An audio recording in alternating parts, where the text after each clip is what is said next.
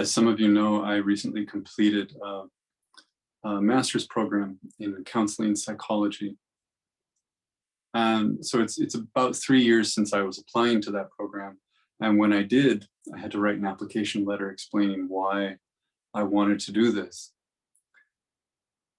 And part of that letter was, I wrote that it was my experience that everyone, all the time, is experiencing some level of grief and some level of addiction. So diving into how to work with grief and how to work with addiction just felt important. And now, 3 years later, I find myself still thinking about this same idea.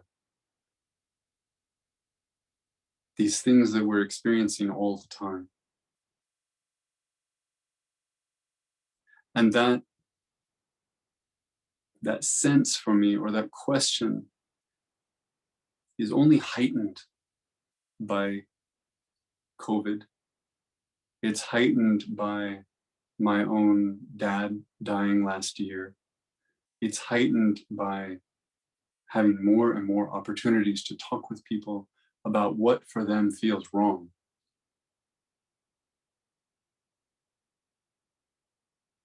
And noticing how often we find ourselves talking about grief. Rarely calling it that, but often talking about it. So today I wanted to talk a little bit about grief, about mourning, about loss, through the lens of this practice, which is what got me to this point in the first place.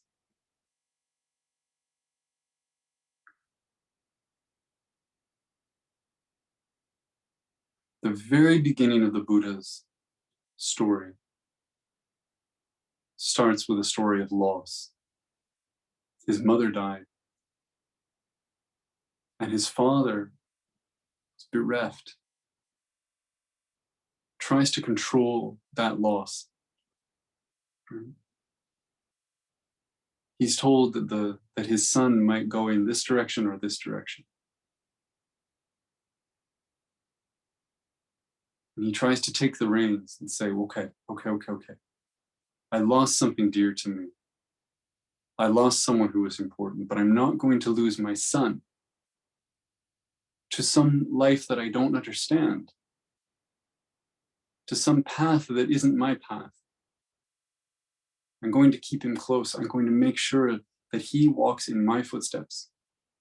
And in this way, I'm going to defeat death. He's bargaining.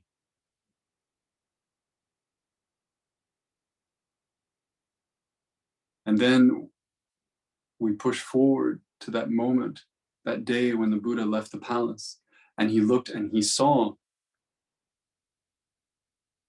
old age, sickness, and death.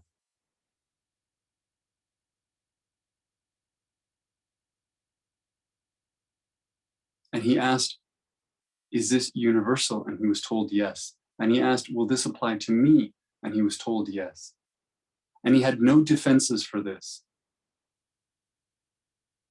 And he experienced them as grief.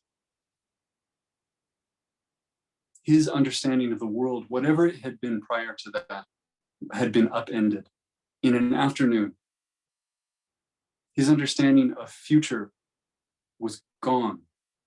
His understanding of his own movement forward in the world was gone,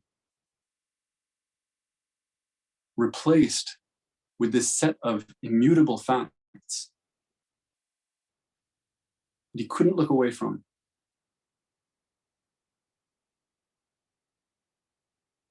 He didn't experience denial, he didn't experience anger, but what did he do? He also went to bargaining.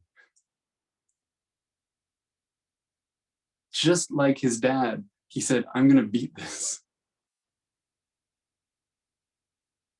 This is unfair. I'm going to dedicate my life to finding some sort of solution to suffering. because it shouldn't be there. It's there, I get it. But maybe I can find a workaround.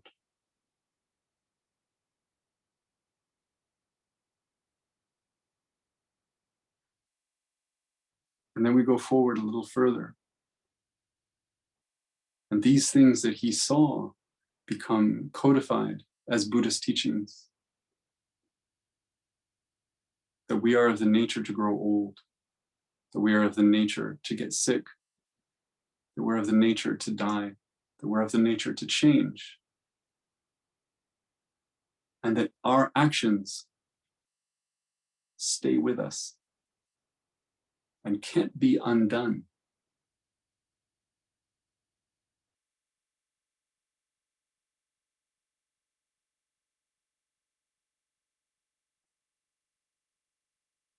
We might experience these in terms of frustration or stress or anxiety. We might try not to think about them. We might try to find a workaround.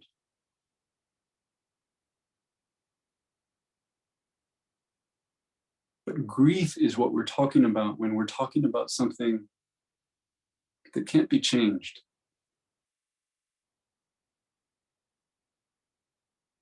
There's a great spectrum, but in some ways the experience is the same. You're rushing to an important meeting and you miss the bus. The bus is driving away. You're not going to make it.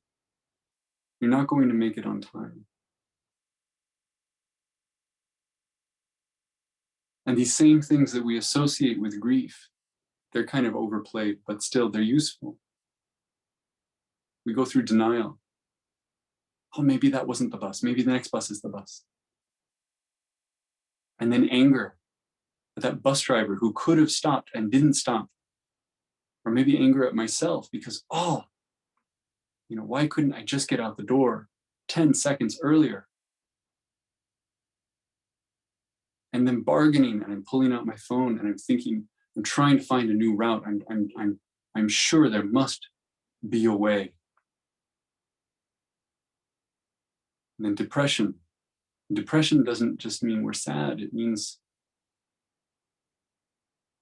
something shuts off.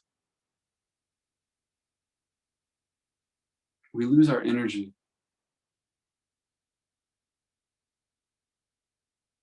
We feel less like we care. We give up a little bit. And then somewhere in there, maybe acceptance. We hear acceptance, especially in this context. And I hear it, and it sounds so blissful. I imagine a little smile, a little Buddha smile on your face that goes with acceptance. I don't think that's usually what acceptance is. Acceptance is the moment-to-moment agreement that what's in front of you is really what's in front of you. It's just, oh yeah. Yeah, this is true.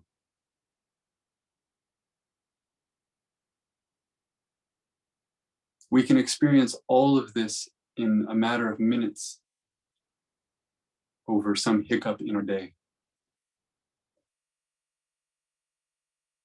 Or we can experience it from weeks or months or years. Because someone who is central to us is suddenly gone.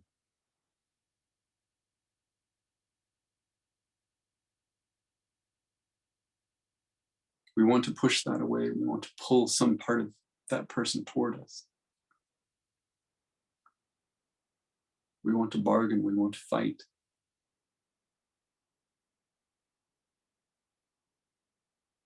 We can't. I mean, we can. But some part of us knows it goes nowhere. And this was my experience when my father died last year. It wasn't something new. It was as if a tone that had always been there was suddenly turned up to 10.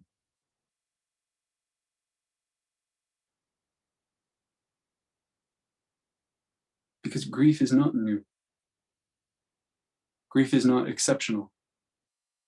Grief is not rare. To be a human being, just as the Buddha discovered, is to be in a state of constant loss.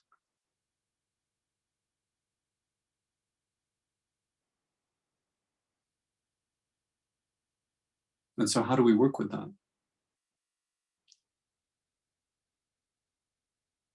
The Buddha was clear. The traditions are clear for the most part.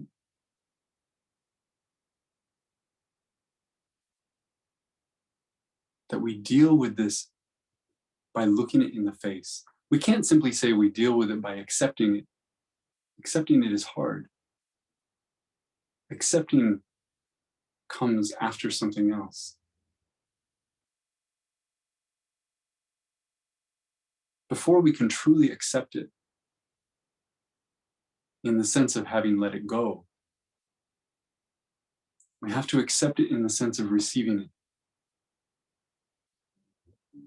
as if it's being handed to us, which of course it is.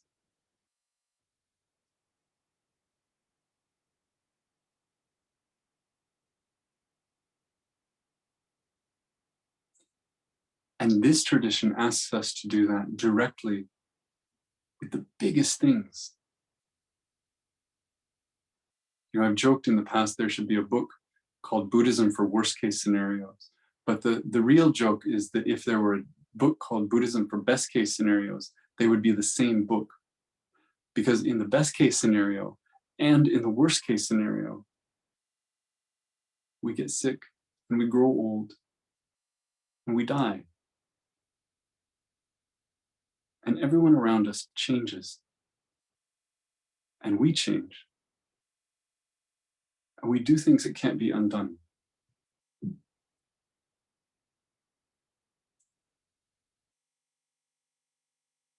These aren't pivotal moments for us. You know, this isn't about something that we're preparing for in the future. That moment when we get sick, that moment when we somehow realize, oh, now I'm older. That moment when we pass away. Accepting this in that sense of receiving it is about accepting that this is happening now. It's always happening. And not just to us, but to everyone. That everyone you see, everyone you know, everyone you love, whether they want to call it this or not, whether they want to see it or not, just like you, is in a constant state of loss.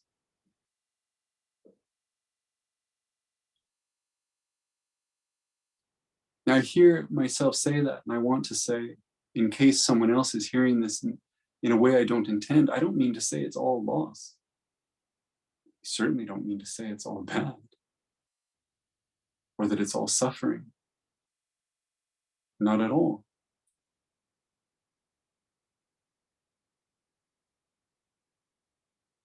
But that this tradition, this practice is unflinching about these things. It offers no workaround, no option B. And so to take up this practice is to take up that. If we mistake this practice for, you know, a kind of quietism, we miss this fundamental point. And likewise, if we take up this practice as a philosophical exercise, you know, a picking apart of what emptiness is and is not, we also miss this point. This basic point of what made the Buddha the Buddha. This simple act of seeing things as they are and believing them to be that way. And then basing the rest of his life on that.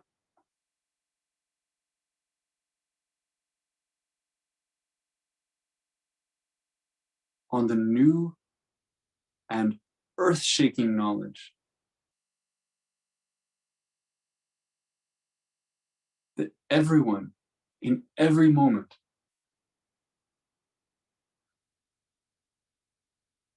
is facing loss.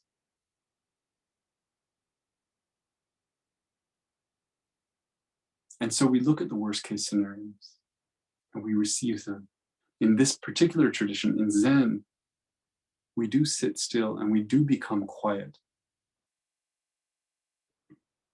but never to push something away.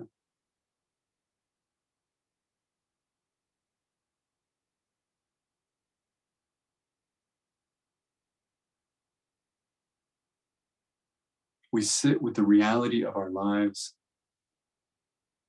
in the way that someone might visit a cemetery and sit with the dead.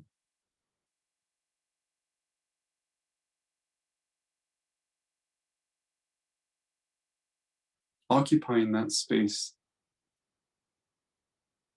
making it our own, normalizing, so that we don't have to meet it with fear or dread, so that we don't have to push it away.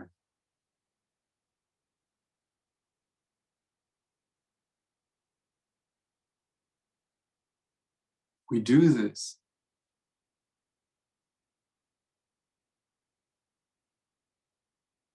and maybe, just maybe, we take away some of the air of fear around it for others who perhaps have not taken this up as a practice themselves, who perhaps have not chosen the path of looking at this directly all the time. So we do it for them and we do it with them, and we do it as them, facing this together.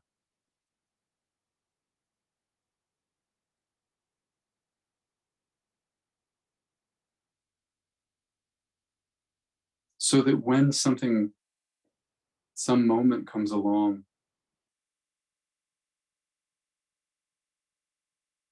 and we're in the position of letting go of whatever it is, we can. We've practiced that.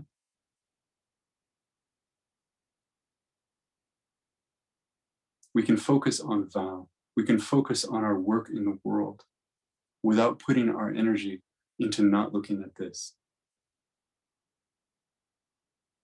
without putting our energy into holding on to this, for fear it might disappear. We free ourselves up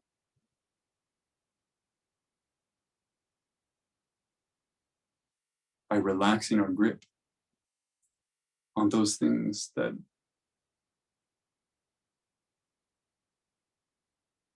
we can never change.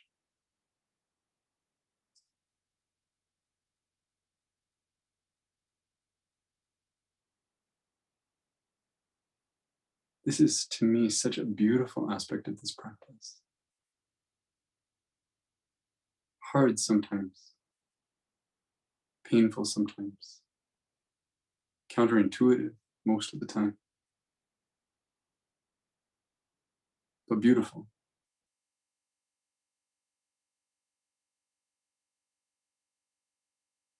A place not to run away from. Now stop there.